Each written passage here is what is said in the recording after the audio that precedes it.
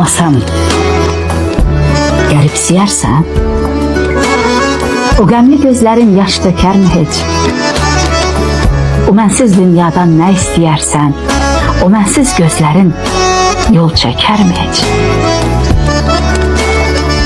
Bir küləkli axşam, yağış gecəsi, durub üşüyərsən soba dibində.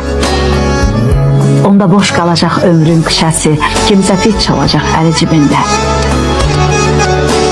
Bir anlıq gözünü dikib güzgüyə, sığalsız saçını qoxlayacaqsan.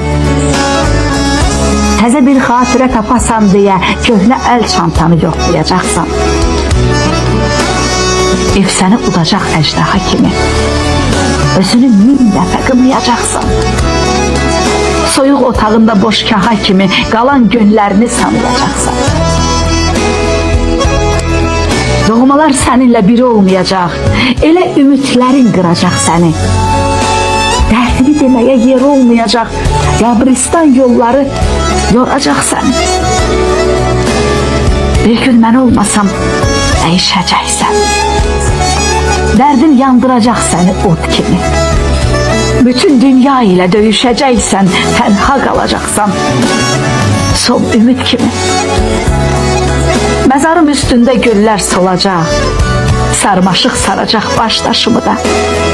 Gündə neçə kərə gözün dolacaq, silən olmayacaq göz yaşını da.